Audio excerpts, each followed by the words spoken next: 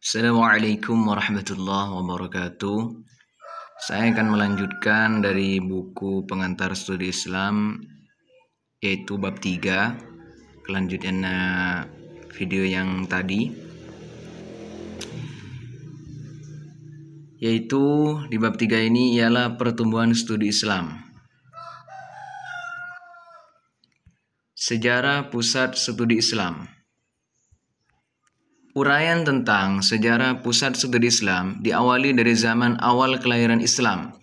Seiring dengan perjalannya waktu, pusat pendidikan Islam menempati beberapa tempat strategis selain rumah, yaitu masjid, kutab, madrasah, maktabah, dar al-hikmah, toko-toko kitab, hawanid, al-warakin, ribat, rumah sakit, dan rumah-rumah ulama. Pada masa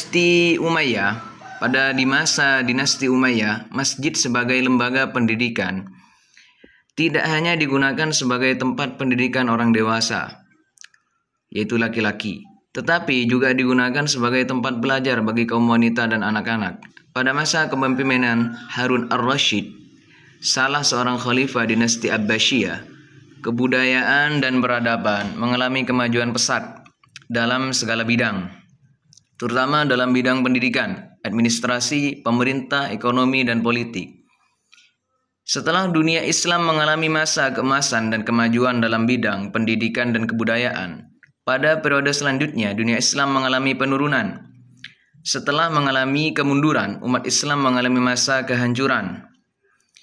Pada permulaan abad ke-19, umat Islam mulai menyadari kelemahan dan kemunduran kebudayaan dan peradabannya jika dibandingkan dengan dunia barat yang sudah maju.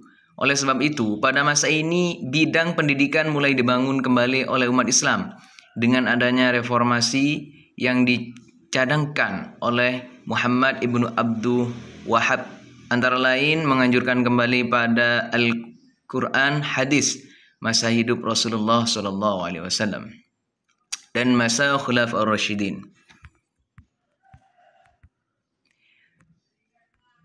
Studi Islam di negara Muslim.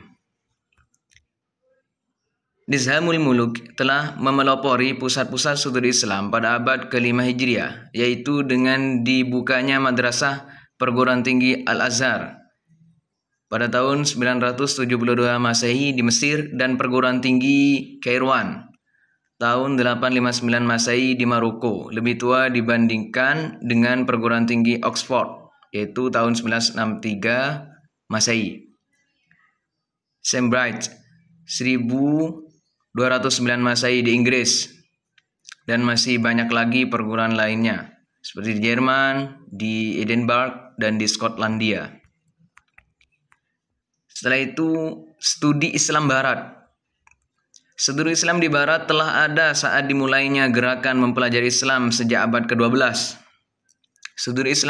Studi keislaman yang dikaji oleh para orientalis di dunia Barat bertolak dari paradigma berpikir bahwa Islam adalah agama yang dapat diteliti dari sudut mana aja, dan dengan kebebasan demikian rupa, adapun pusat-pusat studi Islam di negara-negara Barat diselenggarakan di beberapa negara, antara lain Kanada, Amerika Serikat, Inggris, Belanda, Jerman, dan Australia.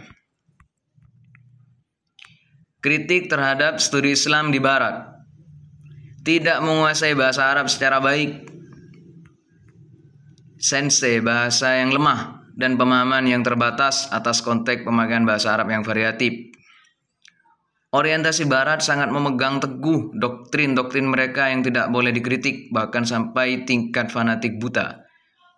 Banyak kajian orientalisme yang berkaitan dengan berkepentingan, yaitu negara-negara tertentu yang mendanai kajian itu. Tokoh lain yang pernah menyinggung kritik terhadap studi Islam di Barat adalah Aziumardi Az-Zahra dalam konteks kritik sarjana pada umumnya terhadap studi Islam di Barat. Az-Zahra menyimpulkan 3 kritik, yaitu kajian di Barat cenderung esensialis, dimotivasi kepentingan politis, dan upaya melestarikan kebenaran yang dicapai atas nama kehidupan intelektual dan akademis.